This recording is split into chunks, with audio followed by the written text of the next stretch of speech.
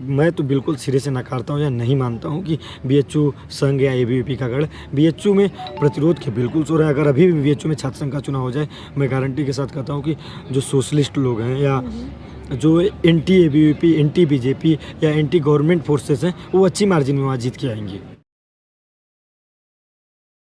सब लोग इंतजार कर रहे हैं उसका। ओके, आपने एक शब्द यूज़ किया, विचारधारा। ठीक है, तो ये विचारधारा जो यहाँ है वो आप बीएचयू से हैं, लेकिन बीएचयू में ऐसा कुछ पॉलिटिकल वहाँ विचारधारा काइंड ऑफ थिंग्स नहीं है, तो यहाँ आपका विचारधारा कैसे डेवलप हुआ? मसला है कि देखिए बीएचयू में भी विचारधारा है, ऐसी कोई बात नहीं है। तो आप भी वहाँ पॉलिटिकली जुड़े हुए थे? वहाँ भी हम लोग पॉलिटिकली जुड़े हुए थे। ठीक है, और मसला ये है कि का तो माहौल नहीं था वहाँ पे छात्र संघ के चुनाव बंद हैं, जो कि बहाल होने चाहिए। क्योंकि छात्र संघ के चुनाव ही होंगे तभी कोई नेता पैदा होगा। छात्र संघ के चुनाव नर्सरी होती है, कि राजनीतिक नर्सरी होती है कि वहाँ से कोई नेता पैदा हो सके। बीएचयू में 97 के बाद चुनाव नहीं हुए, उससे पहले वहाँ पे भी पॉलिटिकल डिस्कोर्स थे, आइडियोलॉजिकल डिस्कोर्स थे, और वहाँ पे भी लेफ्ट के जो संगठन थे, राइट के जो संगठन थे, एनएसयूआई, एबीवीपी और आइसा, सब वहाँ पे सक्रिय थे, और वहाँ पे आइडियोलॉजिकल डिस्कोर्स बहुत अच्छा डिस्कोर्स था। लेकिन जब से छात्र संघ का चुनाव बंद हुआ, फिर बीच में एक बार 2014 के आसपास छात्र परिषद का चुनाव हुआ, फिर उसके बाद वहाँ पे चुनाव नहीं हुआ। इस वजह से वहाँ पे कोई आइडियोलॉजिकल डिस्कोर्स नहीं है, कोई पॉलिटिकल डिस्कोर्स नहीं है। आप देखेंगे पिछले 14-15 नहीं, पिछले 20-25 सालों में बीएचयू से कोई बड़ा छात्र नेता नहीं निकला है। एक हम नाम देखते हैं ओम प्रकाश सिंह का, उसके बाद वहाँ से कोई बड़ा नेता नहीं निकला। क्यों? क्योंकि वहाँ पे छात्र संघ चुनाव नहीं हो रहे हैं। ओम प्रकाश सिंह भी नेता नहीं बन पाते अगर वहाँ पे छात्र संघ का चुनाव नहीं होता।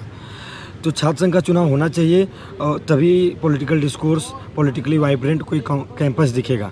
जेएनयू में अगर आज छात्र संघ का चुनाव बंद हो जाए, 10 साल बाद जेएनयू नहीं रहेगा।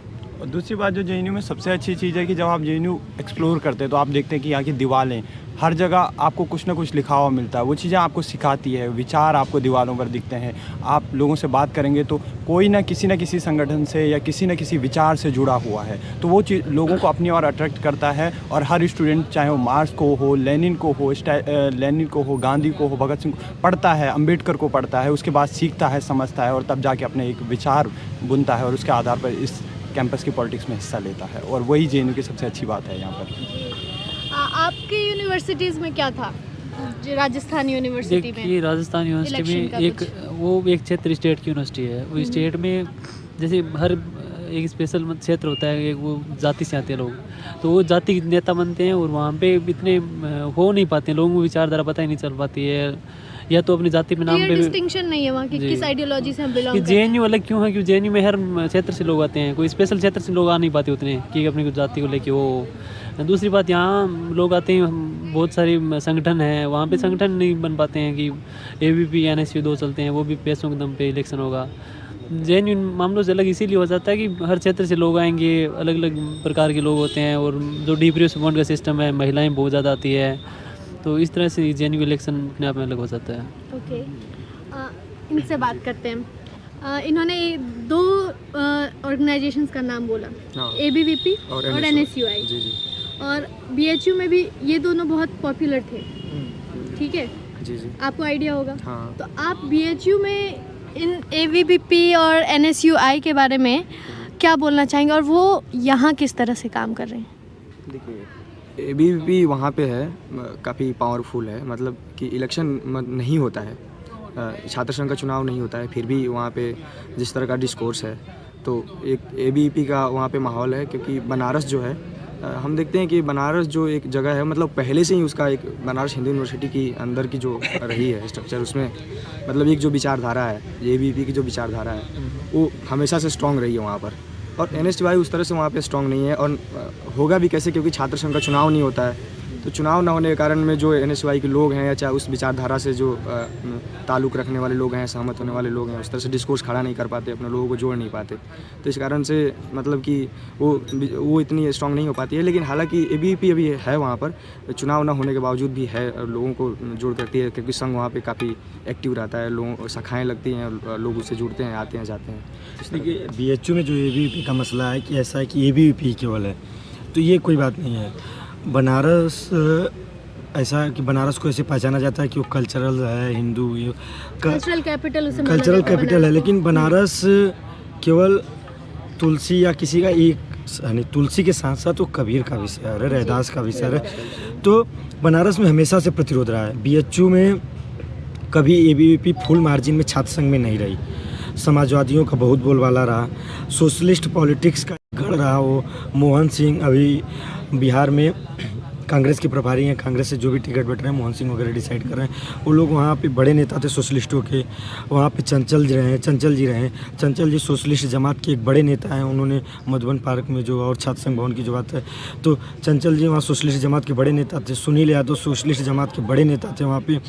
तो हम जो देखते हैं कि चुनाव नहीं हो पाने के कारण जो डिस्कोर्स खड़ा होता है, अगर अभी भी वहाँ चुनाव हो तो अभी भी वहाँ पे दलित स्टूडेंट्स, पिछड़े स्टूडेंट्स की और ऐसे स्टूडेंट्स की संख्या बहुत ज़्यादा है जो सरकार के नुमाइंदे नहीं है। सबसे ज़्यादा प्रतिरोध अगर किसी यूनिवर्सिटी में होता है, तो मैं तो बीएचयू में पढ़ा, फिर जेएनयू में पढ़ा हूँ, और हम लोग डीयू में भी दोस्त हैं, हैदराबाद, हर जगह, मतलब हर यूनिवर्सिटी में कुछ ना कुछ टच में लोग हैं।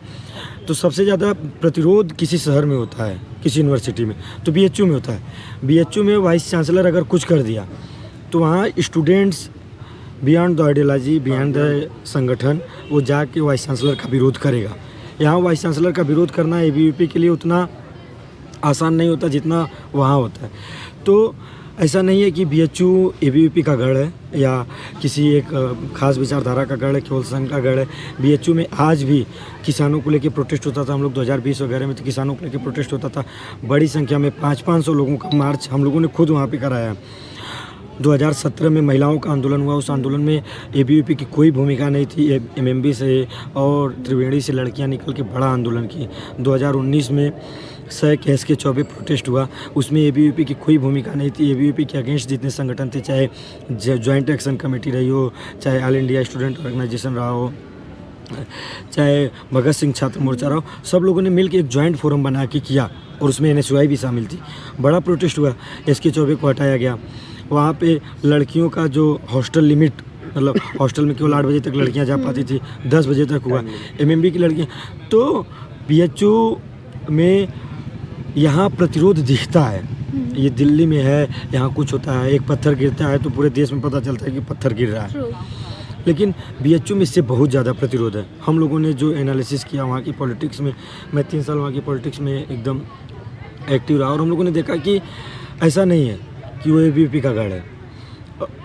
बीएचयू और जेएनयू की एक ही खूबसूरती है कि वहाँ, बीएचयू की एक ही खूबसूरती है कि वहाँ अगर एबीवीपी का भी कार्यकर्ता है, जो भी है, अगर आप प्रोटेस्ट पे बैठे हैं, एबीवीपी का जो सीनियर कार्यकर्ता है, तो आपसे फ़ोन करके बात करेगा कि कोई दिक्कत तो नहीं है, कोई ज़रूरत होगा तो बताना। वो सामने नहीं आएगा, लेकिन आपको बैक से सपोर्ट करेगा। एज ए इंडिविजुअल आपके साथ खड़ा होगा, क्योंकि वो चाहता है कि यहाँ प्रतिरोध जिंदा रहे। ऐसा, तो इस बात को हम लोग, मैं तो बिल्कुल सिरे से नकारता हूँ या नहीं मानता हूँ कि बीएचयू संघ या एबीवीपी का गढ़। बीएचयू में प्रतिरोध के बिल्कुल सो रहा है। अगर अभी भी बीएचयू में छात्र संघ का चुनाव हो जाए, मैं गारंटी के साथ कहता हूँ कि जो सोशलिस्ट लोग हैं या जो एंटी एबीवीपी, एंटी बीजेपी या एंटी गवर्नमेंट फोर्सेस हैं, वो अच्छी मार्जिन में वहाँ जीत के आएंगी। ओके, तो हम लोगों ने बीएचयू और बाकी यूनिवर्सिटीज़ का बात कर लिया। अब मेन मुद्दा जेएनयू का मुद्दा क्या है इस बार के इलेक्शन?